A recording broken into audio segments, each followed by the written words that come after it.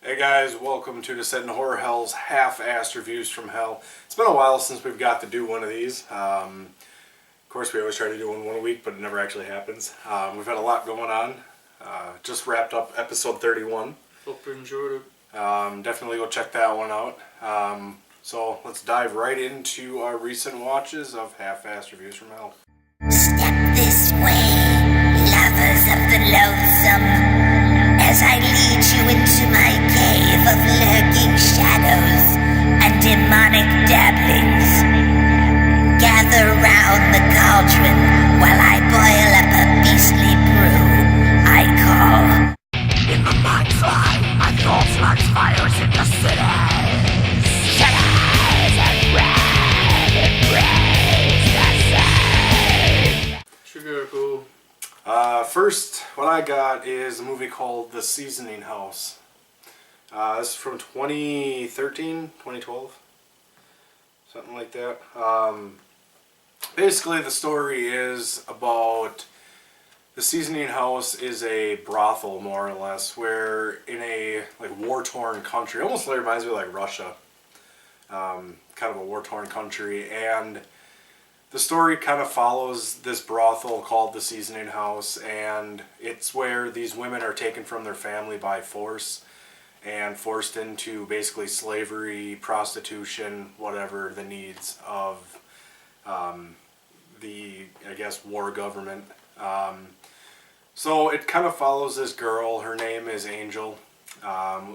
She's a deaf mute who's kind of like the servant girl. She doesn't do any of the sexual stuff. She's just kind of like the servant girl who tends to all the girls and things like that.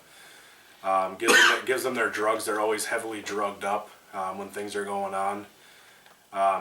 But it's kind of got a really cool vibe to it. She crawls from her room through the walls and things like that when she's not like taking care of the girls, and she kind of takes care of them behind the scenes. She ends up comes face to face with the captain, I guess, the one who actually killed her family in front of her and captured her. He shows up at this house with his cronies and things like that. And while one of the sessions is going on, one of the higher ranking guys gets, kind of basically rapes one of the girls, and she sees it and she ends up murdering him. And it's actually a really brutal kill scene. And the captain finds out, and then basically it's kind of this manhunt. She kind of goes through the walls, kind of like a Black Christmas kind of thing, in the walls, mixed kind of with like Panic Room. It's a really dark, depraved thing. It's not really a horror film in the sense of like slasher, ghost or anything like that. It's just more, it gets a lot of emotion, really kind of makes you feel for these characters. It builds it up really well, characterization. It's got a lot of twists in it when she gets out. A lot of weird things kind of happen to her. But it's definitely one of those kind of like manhunt revenge type films. Really well done. Actors are great in this film. So definitely check out The Seasoning House from 2013. This is definitely one you won't forget. So check that out, guys. Skidgore, what do you got?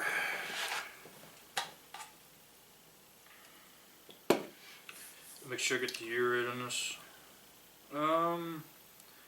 It's like 2006. I have David DeFalco, Chaos.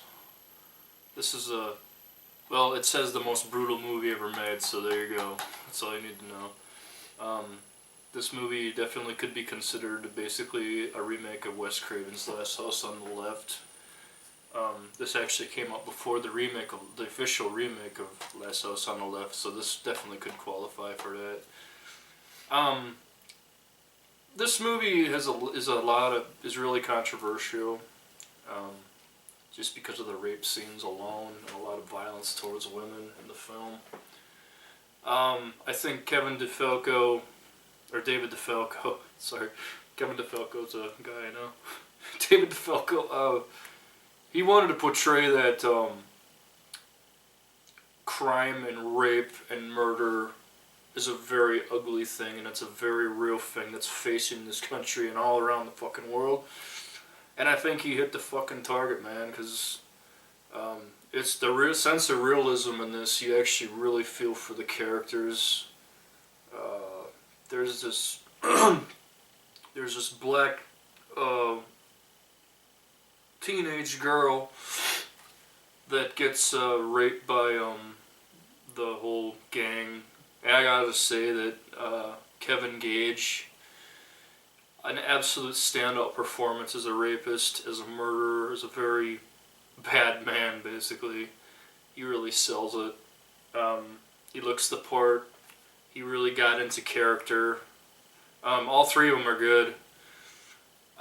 You really felt bad for the girls when they were being raped. There's an absolutely brutal scene with Kevin Gage and I think it was the blonde victim, where that infamous line, something on the lines of like, "I fucked her with 2 holes. Too bad she hasn't got nothing left to fuck," or some shit like that. It's just so brutal, so uncaring. Kevin Gage. This is Kevin Gage's best film, in my opinion. I loved him in Strangeland. I loved him in Chrome Skull 2 and various other films, various other roles. But for horror, Chaos definitely is a first-round knockout film. It's not for everybody. Definitely not for everybody. If you're really squeamish about scenes of violence towards women and anything sort of like that, I would definitely stay clear from it. But if you have an open mind and you realize that the world we live in is a very evil, nasty fucking place, it's not all fun and games and fucking puppy dogs. You gotta take into consideration that when you bring your kids into this world, there's always a chance that something like this will happen to them. And you have to let them be themselves and try to give them the best advice possible. But in the end, kids are going to be kids. They're going to do whatever they want. But it's a very heartbreaking story for parents that have been victims. Their children have been victims of this kind of activity by criminals. And I think David DeFalco really captured that. David DeFalco, like I said, this movie is very controversial. The whole Roger Ebert thing. Roger Ebert pretty much said in one review that this movie, what does it say here?